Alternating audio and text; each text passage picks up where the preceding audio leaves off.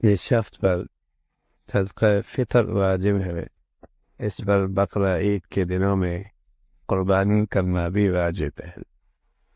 ایک شخص ہے جس پہ زکوٰۃ فرض نہیں، لیکن صدقہ فطر اس پہ واجب ہے، زکوٰۃ فرض نہیں، اس لیے کہ زکوٰۃ کے لیے پورے سال کا گزرنا ضروری ہے، اور صدقہ فطر کے لیے پورے سال کا گزرنا ضروری نہیں۔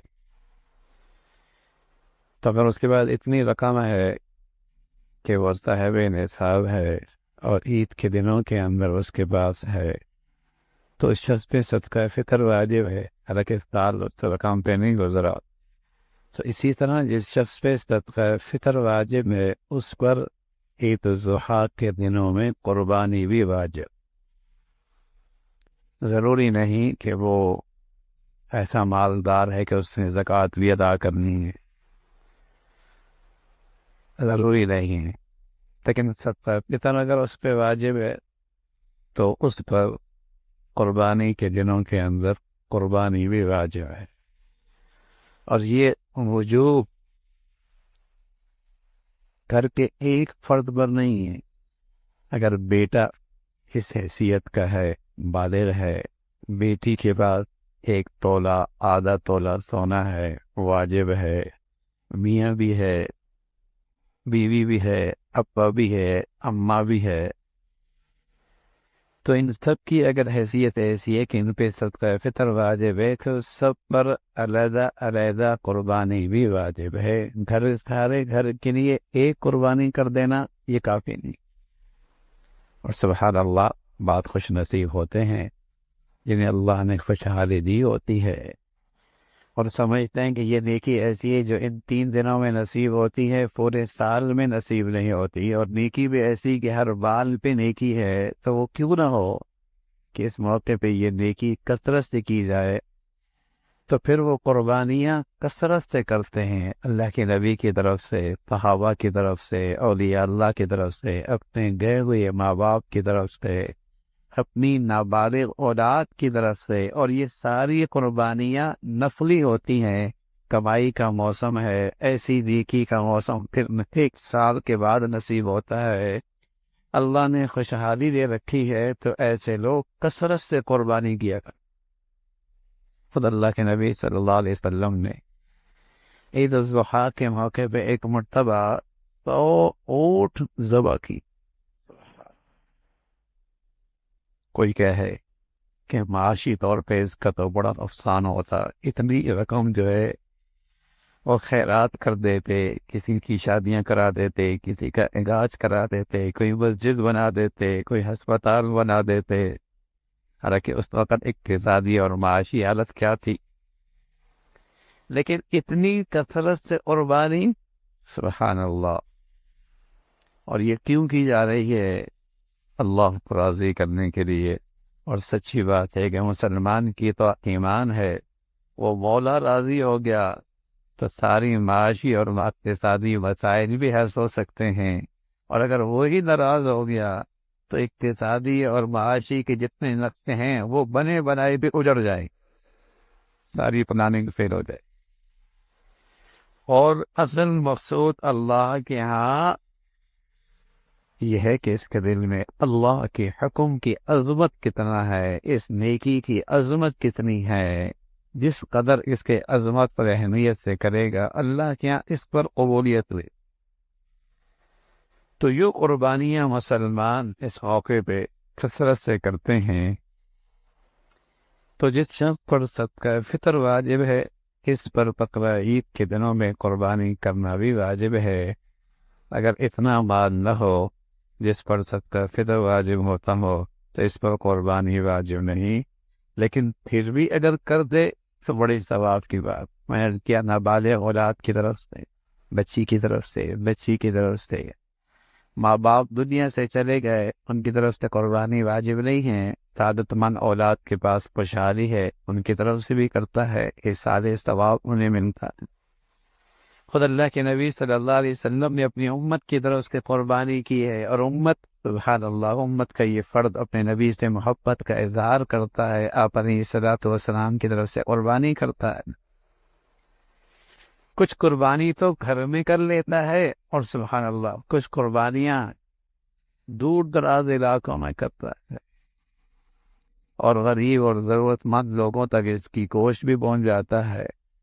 الحمدللہ ہم تو یہاں کئی سالوں سے الحمدللہ یہاں قربانیاں کر رہے، اور شام کا غزلوں مسلمانوں کے لیے بھی، برما کے مسلمانوں کے لیے بھی الحمدللہ پچھلے 3-4 سالوں سے یہ سلسلہ جاری ہے۔ الحمدللہ اس سال بھی ہو رہا برما کے مسلمانوں کے وہاں، جہاں فرمی بھائیوں کے لیے بنگلہ دیش کے بارڈر پہ 1000 گھر ہم نے بنائے، 1000 گھر۔ وہاں گھر جو بنتے ہیں وہ لکڑیوں کے بنتے ہیں، تو 1000 گھر بنے۔ تو الحمدللہ پچھلے چند سالوں سے وہاں ان کے لیے قربانی بھی ہو رہی ہے ترکی اداروں کے واسطوں سے، اور شام میں تو الحمدللہ ترکی اداروں کے واسطے سے یہ سلسلہ چل ہی رہا ہے، جہاں بیوہ بھی ہیں اور یتیم بھی ہیں، اور سبحان اللہ اس اسلامی اخوت کا جو ایک رشتہ ہے، اس رشتے میں ایک خوشبو اور بہار بھی آتی ہے کہ کہاں کا مسلمان اور کہاں کے مسلمانوں کو یاد رکھ رہا۔ رشتہ کیا ہے؟ ایمان اسلام۔ تعلق کیا ہے؟ ایمان اسلام کا ہے۔ ان کا آپس میں یہ کون سی ایسی چیز ہے کہ ایک بر اعظم کا دوسرے بر اعظم نے، ایک ملک کا دوسرے ملک میں، یہ جو خدمت ہو رہی ہے کس بنیاد پر؟ ایمان اسلام کی بنیاد پر۔ تو یہی تو مسلمانوں کی شان تھی، یہی تو اخوت اور پیار تھا۔ تو یوں اس انداز سے الحمدللہ مسلمان دور دراز علاقوں میں جہاں ضرورت مند بھی ہوتے ہیں، کچھ اپنے گھر میں، تاکہ وہ شعار بھی زندہ رہے اپنے گھروں کے اندر بھی، تاکہ وہ جو قربانی کی ایک شکل ہے وہ بھی زندہ رہے، وہ بھی ایک دعوت ہے، پیغام ہے، وہ بھی ایک دعوت ہے، ایک پیغام ہے۔ تو اپنے گھروں کے اندر بھی اس کا کچھ نہ کچھ انداز ہو۔ سبحان اللہ، یہ شکر ہے، یہ وطن عزیز ہے، ورنہ دنیا میں تو اب مسلمانوں کے ہاں بھی یہ شعار آہستہ آہستہ ختم ہوتا چلا جا رہا ہے، اور انہیں اس قربانی کی سعادت اپنی آنکھوں کے سامنے نصیب نہیں ہوتی۔ صفائی کے نام پر پتہ نہیں کن کن ناموں سے مسلمانوں کو ان دینی احکامات سے دور کیا جاتا ہے۔ ہم اور یہ دن ابھی اشتہار دے رہے تھے، تو وہ ذرائع ابلاغ کی بہت ساری سائڈیں ہیں، انہوں نے اس اشتہاری کو ختم کر دیا۔ کیوں بھائی؟ اس لیے کہ ان کے نظر میں گوشت اور پھر ذبح ہونا، اس سے انہیں خوف آتا، ان کی نظر میں یہ قربانی ہی صحیح نہیں ہے کفار کے ہاں کہ ایک جانور کو اس انداز سے ذبح کیا جائے، ہاں اس انداز میں ذبح کیا جائے، اور کتنی نئی قسم کی مخلوق ہے اسے قربانی کا گوشت کھانے بھی نصیب نہیں ہوتا۔ عجیب سی آتی ہے خوشبو، یعنی قربانی کے دن کے اندر بھی وہ مرغی کھا رہا ہوتا ہے، وہ مرغی کھا رہا ہوتا ہے۔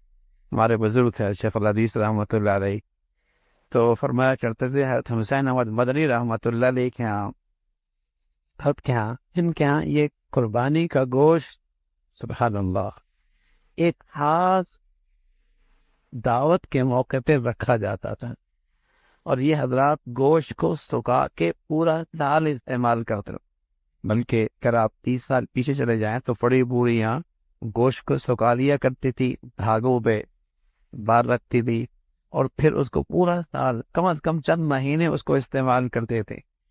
تو آج شیخ الحدیث رحمۃ اللہ علیہ کے یہاں یہ گوشت رکھا جاتا، اور جب کوئی خاص مہمان آتا، ان خاص مہمان میں مدنی رحمۃ اللہ علیہ بھی تھے، جب وہ تشریف لاتے تو وہ قربانی کا گوشت ان کے ناشتے میں پیش کیا جاتا، اور وہ بھی بڑے شوق سے کھاتے، اس لیے کہ یہ اللہ کی طرف سے مہمانی ہے، یہ اللہ کی طرف سے مہمانی کہ یہ اللہ کے راستے میں اس نے قربانی کر دی، ذبح کر دیا، اللہ نے کہا چلو یہ میری طرف سے انعام ہے، گوشت بھی تم کھا سکتے، گوشت بھی تمہیں کھا سکتے ہیں۔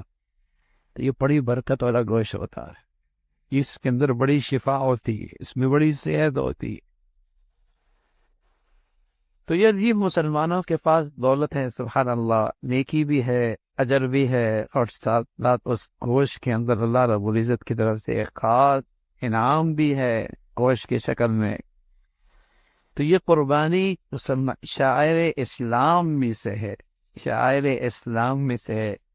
تو گھروں کے اندر بھی اس کا اہتمام ہو، اور جب کثرت سے کر رہے ہیں تو اس طریقے سے دائیں بائیں اور دور دراز علاقوں میں اور اس طریقے سے اپنے مسلمان بھائی جو تکلیف اور آزمائش میں ہوتے ہیں ان کی خاطر بھی اتنا قربانی پہنچانا۔ اس سال ترکی ادارے، اب اندازہ لگائیں، ترکیوں میں اتنی دینداری نہیں ہے، لیکن اللہ کی یہاں ان کے یہاں قربانی کا بڑا عجیب اہتمام۔